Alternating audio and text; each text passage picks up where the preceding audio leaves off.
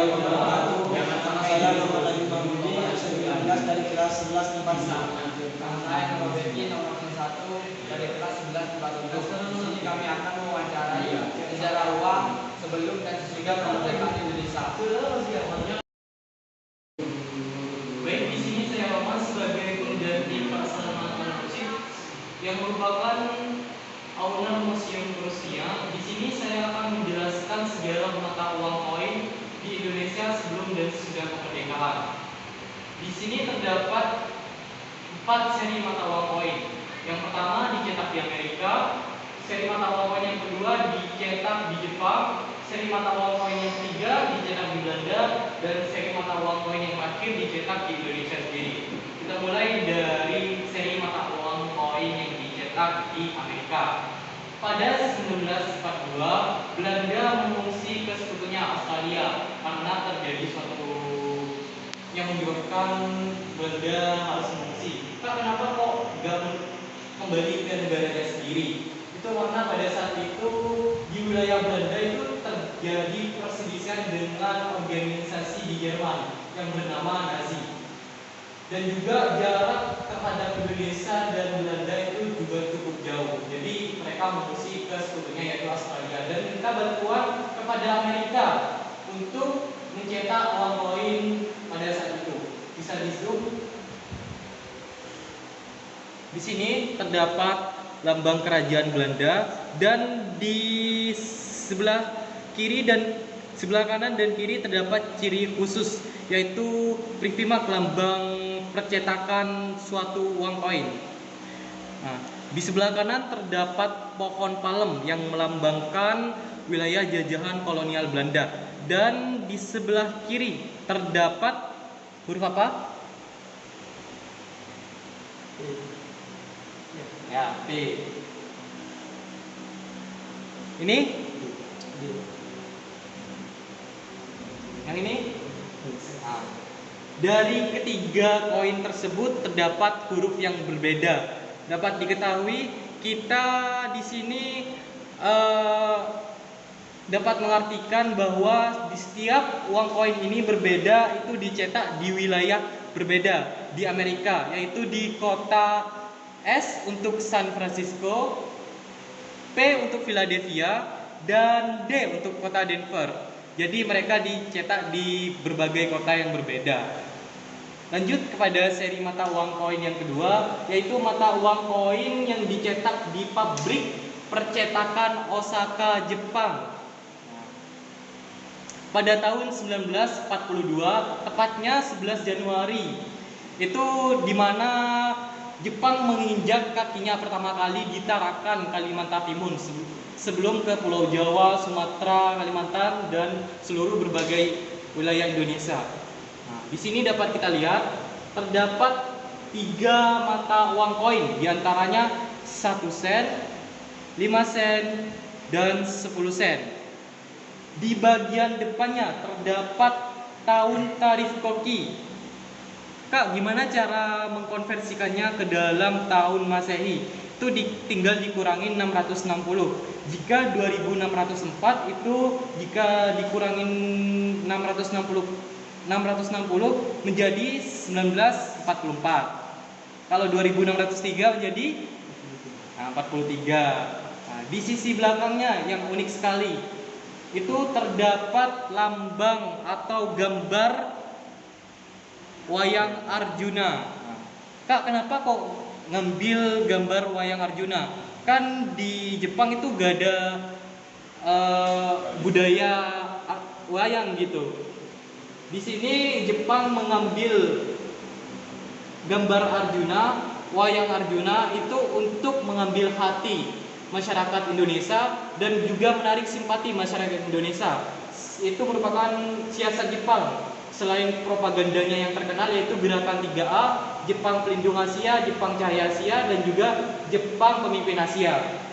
Nah, di dalam ini juga ada makna tersembunyi dari gambar wayang Arjuna ini yang merupakan jati diri Jepang, yaitu tokoh Arjuna yang dikenal sangat licik dan juga kepintarannya serta jiwa kesatrianya yang dikenal dengan sebutannya Jepang itu adalah macan Asia sesuai dengan tokoh wayang Arjuna ini. Saking hebatnya Jepang itu bisa menaklukkan Belanda di wilayah Indonesia pada saat itu. Setidaknya sekitar 3 bulan dari 11 Januari sampai 8 Maret 1942, cuma 3 bulan saja. Itu berhasil menaklukkan wilayah jelajahan Belanda.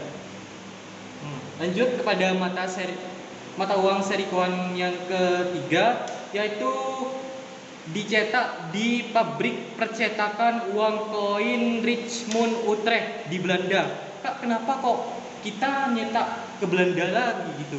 Kita nyetak ke orang yang ngejajah kita.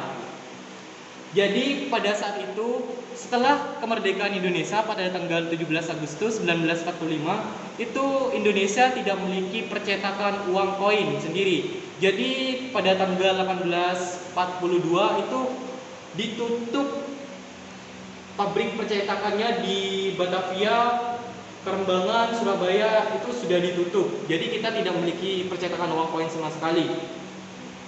Jadi di sini bisa dilihat di sini Syarifuddin Prawidanegara yang merupakan Menteri Keuangan kita itu menjalin kerjasama dengan Direktur Pabrik Percetakan Richmond Utrecht Belanda. Kak, kenapa kok milih Belanda? Kenapa kok nggak milih lainnya seperti ke Afrika misalnya, seperti ke Australia misalnya? Itu karena kita memiliki desain sebelum tahun 1842 itu kita memiliki desain mata uang koin yang sama pada waktu itu. Jadi agar mempercepat transaksi itu kita menjalin kerjasama antara Syaifuddin dengan Dr. Engel. Ini namanya Dr. Engel, Direktur Pabrik Percetakannya. Bisa di zoom. Di sini terdapat Privemat, yaitu lambang percetakan dari pabrik percetakan Richmond Utrecht. Di sebelah kiri terdapat ikan atau fish. Di sebelah kanan terdapat tongkat yang dililit ular dengan 2 sayap. Kak, kenapa kita harus melambangkan setiap uang koin yang kita cetak? Itu karena jika terjadi kesalahan atau terjadi masalah pada transaksi itu bisa langsung menghubungi ke pihak yang bersangkutan. Di sini terdapat mata pecahan uang koin 50 sen, 25 sen, 10 sen, 5 sen, dan 1 sen. Di bagian belakangnya ini menggunakan bahasa Arab Melayu Pegon. Kak, kenapa kok gak menggunakan bahasa Latin aja? Kan mudah dipahami. Karena pada waktu itu kita gak mengenal bahasa Latin. Bukan gak mengenal, karena minimnya pendidikan di Indonesia pada saat itu. Dan jarang sekali masyarakat Indonesia yang dapat membaca huruf Latin. Lanjut kita ke mata uang koin seri yang keempat, yaitu mata uang koin yang dicetak di Indonesia sendiri. Pada 1952 itu Menteri Keuangan kita Syarifuddin Prawidanegara berpendapat bahwa kita tidak usah memesan kembali mata uang koin yang dicetak di pabrik percetakan Richmond Utrecht, karena pada waktu itu setiap kita kali melakukan pemesanan, biaya produksinya, biaya jasanya, biaya bahan pokoknya itu dinaikkan oleh Direktur Dr. Engel. Syarifuddin memutuskan untuk memberhentikan kerjasama dengan Dr. Van Engel yang merupakan Direktur Percetakan Pabrik Richmond Utrecht. Dan pada tahun 1954 kita membangun pabrik percetakan uang koin sendiri yang dikenal dengan PN Artayasa. Dan di belakangnya sudah tercantum lambang Garuda, yaitu lambang negara Indonesia. Desainnya kita mengambil desain yang sama dengan desain yang dimiliki oleh Belanda, tetapi yang membedakannya hanya tidak ada lambang percetakan. Bisa dilihat di sini merupakan uang koin 1 sen. 1 sen juga, 2,5 sen, 5 sen, dan 1/10 gulden. Ini terbuat dari perak. Dan ini uang yang dicetak di Indonesia dan juga pabrik percetakan di Cimontrek. Lihat, nih yang ada lambangnya, ini yang enggak ada.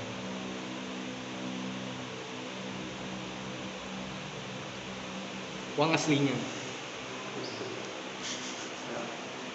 Mungkin cukup sekian dari pembahasan saya, dan kita lanjut kepada materi uang kertas yang akan dilanjutkan oleh Kak Salman sekaligus owner Museum Krusnia ini. Sejarah mata uang kertas di wilayah Indonesia sebelum dan sesudah kemerdekaan. Kepada Kak Salman Al-Rasyid yang sekarang atau saat ini menjadi narasumber kita dan juga sekaligus owner Museum Krusnia. Kepada Kak Salman, waktu dan tempat disilakan. Oke, terima kasih kepada adik saya. Kali ini saya akan menjelaskan sejarah perjalanan uang kertas kita periode 1942 sampai dengan 1950. Perlu saya jelaskan kembali bahwasannya Jepang datang di Indonesia pada tanggal 11 Januari 1942 melalui Tarakan, Kalimantan Timur, berhasil menduduki wilayah-wilayah Indonesia atau Netherlands, Oost-Indies dari tangan Belanda hingga Belanda takluk dan menyerah pada tanggal 8 Maret 1942. Ketika Jepang menduduki Indonesia, Jepang mulai mencetak mata uangnya sendiri dengan masih menampilkan inskripsi Belanda dan mata uang Belanda. Kenapa? Alasannya karena Jepang masih harus bersosialisasi dan Jepang harus menyesuaikan keadaan karena wilayah Netherlands, Oost-Indies kala itu adalah wilayah jajahan dari Belanda kala itu. Bekas wilayah jajahan dari Belanda. Dan pada mata uang ini inskripsi bertuliskan The Japanese Reign, artinya pemerintahan Jepang, dengan nominal mata uang 1 sen, 5 sen, 10 sen, setengah gulden atau 50 sen, 1 gulden, 5 gulden, dan 10 gulden. Contoh mata uang yang asli seperti apa, Kak? Contoh mata uang yang asli seperti ini bisa dilihat. Ini masih menampilkan The Japanese Reign menggunakan bahasa Belanda dan mata uangnya sen dan gulden tahun 1942. Kemudian dilanjutkan pada tahun 1943 atau 1 tahun setelah itu, Jepang mulai melancarkan siasat-siasat liciknya. Bagaimana, Kak, siasat liciknya? Dengan cara merayu bangsa kita atau pribumi kita dengan menampilkan atau mengganti penggunaan bahasa Belanda atau melarang bahasa Belanda kala itu berganti menggunakan bahasa Jepang. Inskripsi pada mata uang kertas berubah menjadi Dai Nippon Teikoku Seibu atau artinya Kekaisaran Jepang yang hebat. Pada mata uang, mereka juga melarang mata uang gulden dan merubah mata uang gulden menjadi mata uang rupiah. Yang kala itu tahun 43 adalah pertama kali rupiah dicantumkan pada mata uang kertas kita. Yang saat ini kata rupiah menjadi mata uang nasional Republik Indonesia yang asal mulanya adalah siasat tersembunyinya Jepang. Mata uangnya memiliki beberapa pecahan, yaitu setengah rupiah, 1 rupiah, 5 rupiah, 10 rupiah, 100 rupiah, dan pecahan terbesar adalah 1000 rupiah. Mata uangnya seperti apa, Kak? Contohnya, Kak, seperti yang di atas, versi tahun 1943. Mereka juga menampilkan wayang pada mata uang sebagai untuk alat merayu bangsa kita agar percaya bahwasanya Jepang adalah pelindung Asia, cahaya Asia, dan pemimpin Asia, agar mereka dapat dibantu oleh Indonesia dalam perang Asia Timur Raya melawan Rusia kali ini. Kemudian mereka juga menampilkan baju adat. Selain mereka menampilkan wayang, mereka juga menampilkan baju adat, bisa dilihat. Dan mereka juga menampilkan rumah adat seperti ini dalam pecahan 5, pada pecahan 5 rupiah tahun 1943. Kemudian di waktu yang bersamaan kita mengetahui bahwasanya lengsernya kolonial Belanda dari Nederlands Oost-Indies akibat penyerahan dia terhadap Jepang tanggal 8 Maret 42 itu, mereka mengungsi ke Australia dengan dibantu sekutunya yaitu Amerika Serikat. Mereka mendirikan Nederlands Indies Civil Administration. Yang mereka juga mencetak mata uang itu di Amerika, khusus wilayah Nederlands Oost-Indies, dengan mencantumkan kata rupiah juga.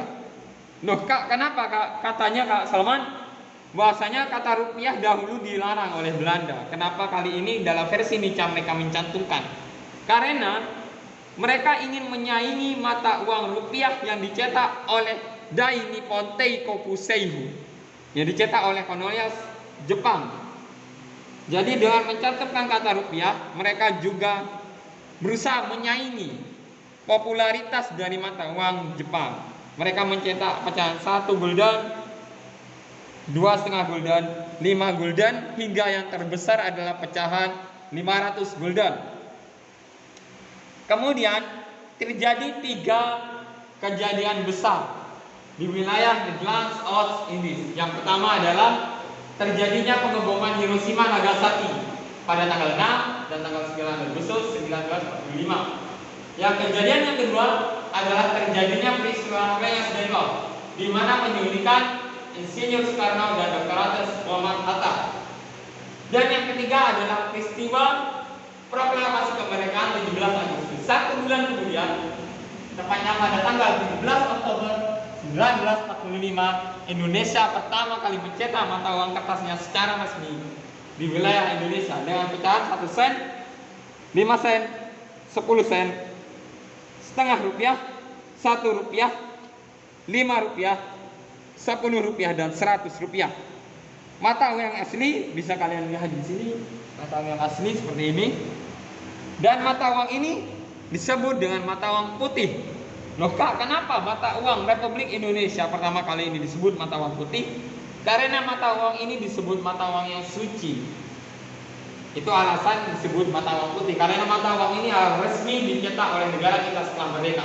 Sedangkan ada juga yang disebut dengan mata uang merah, di mana mata uang merah ini adalah mata uang pecahan Nica, golden Nica, dari pecahan 1 hingga 500 gulden disebut dengan mata uang merah. Kenapa? Karena mata uang ini adalah mata uang yang ilegal dipergunakan. Ketika itu Nederlands Oost-Indies dipegang kedudukannya oleh Jepang, bukan oleh Nica. Sedangkan Nica adalah bentukan organisasi di Amerika oleh Belanda. Terjadi persaingan uang antara uang merah dan uang putih. Uang merah adalah uang Nica Nederlands Indies Civil Administration, dan uang putih adalah mata uang kita atau disebut dengan uang ori. Di waktu yang bersamaan, mata uang yang saya sebutkan tadi, sejak mata uang The Java Seregring hingga mata uang ori itu dipergunakan bersama-sama. Setidaknya ada 5 jenis mata uang yang kita pergunakan bersama-sama. Sehingga muncul kebijakan pada tanggal 18 Maret 1950 oleh Syarifuddin Prawira Negara, Menteri Keuangan kita, bisa ditampilkan, ini adalah Menteri Keuangan kita yang mencetuskan kebijakan Gunting Syarifuddin atau kebijakan Senering. Kebijakan Senering akan dijelaskan oleh Abdul Syaraf Abdurrahman. Baik, di sini dapat kita ketahui bahwa banyak sekali mata uang koin yang digunakan di wilayah Indonesia pada saat itu. Setidaknya ada lima mata uang kertas ya, kan?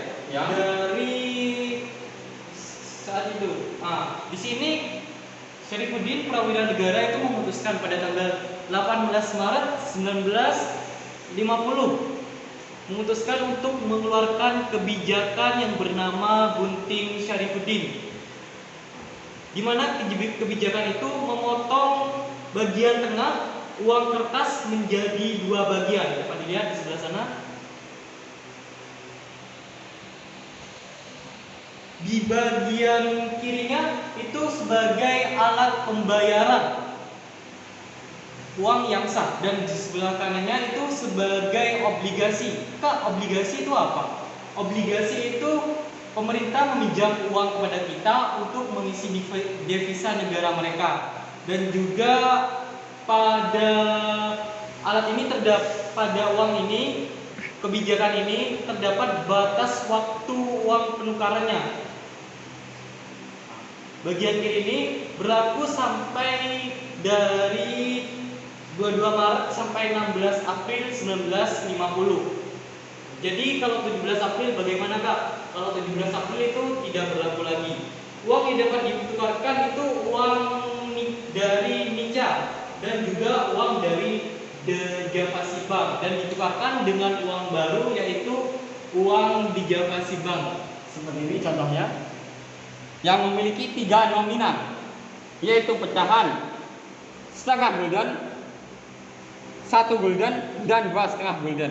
Dan perlu kalian ketahui bahwasanya kebijakan Gunting Syarifuddin atau Senring ini dengan memotong 2 bagian dengan memiliki nilai setengah bagian masing-masing. Contoh misalnya mereka memotong setengah bagian pada uang 10 gulden, berarti pada sisi kiri memiliki nilai 5 gulden dan sisi kanan memiliki nilai gulden. Dan kebijakan ini Gunting Syarifuddin yang dicetuskan Syarifuddin Prawira Negara mengatakan mereka kemungkinan akan mendapatkan devisa sebesar 1 miliar gulden. Namun setelah kebijakan diberlakukan, ternyata mereka mendapatkan 2,65 miliar gulden sebagai pelunasan. Apa fungsinya, Kak? Sebagai pelunasan utang dari kolonial ke Indonesia. Dan kebijakan ini untuk memangkas segala jenis mata uang yang ilegal dan memangkas berbagai jenis mata uang yang berlebihan beredar di Indonesia. Setelah itu ada beberapa perubahan di wilayah negara kita. Salah satunya terjadi perubahan ekonomi akibat uang ori atau versi pertama kita ini atau uang putih ini tidak dapat tersebar secara merata. Seperti Lampung, Bukit Tinggi, Banten dan wilayah lainnya itu tidak dapat merata peredaran uangnya. Kenapa? Di waktu yang bersama terjadi dua kejadian besar, yaitu agresi militer 1 dan militer 2, menyebabkan peredaran uang tersendat, dan pemerintah daerah meminta kebijakan untuk mencetak mata uangnya sendiri kepada pemerintah pusat, sehingga terjadilah pencetakan uang orida. Apakah orida? Orida itu uang Republik Indonesia daerah. Ini contohnya mata uang Presiden Lampung atau mata uang daerah Lampung. Ini contoh dari mata uang Provinsi Sumatera, dan ini adalah contoh dari mata uang daerah Banten. Dan mata uang ini hanya bisa dipergunakan di wilayah tersebut atau yang disebut dengan emergency paper money. Kemudian di akhir periode tahun 1949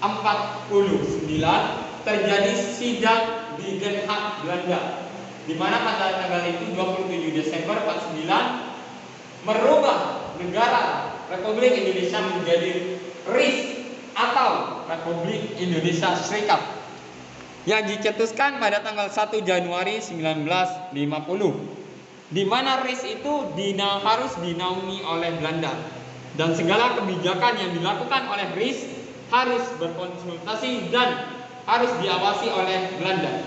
Sehingga ketika itu Insinyur Soekarno berpendapat bahwasanya ideologi RIS ini tidak sesuai dengan ideologi Pancasila milik negara kita, sehingga RIS harus segera dibubarkan.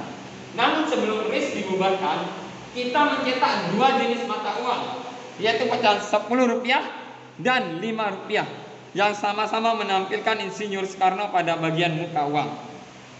Akhirnya pada bulan Agustus 1950, RIS dibubarkan dan kembali menjadi negara Republik Indonesia dan mencetak mata uang di Peruri dengan nama Republik Indonesia, yang hingga saat ini kita pergunakan sebagai mata uang yang resmi. Itu adalah sejarah mata uang yang dipergunakan di Indonesia, yang sudah disampaikan oleh adik saya untuk bagian mata uang koin, dan saya untuk bagian mata uang kertas, yang saya selalu katakan adalah sekeping uang koin dan selembar uang kertas dapat menceritakan perjalanan hidup bangsanya. Selain itu, sejarah uang adalah sejarah suatu bangsa. Tanpa adanya sejarah uang, bangsa kita tidak akan mencatatkan sejarahnya. Mungkin itu saja yang bisa saya sampaikan. Saya mohon maaf bila mana ada kesalahan dari saya ataupun adik saya dalam pemaparan mata uang. Akhirul kalam. Wassalamualaikum warahmatullahi wabarakatuh.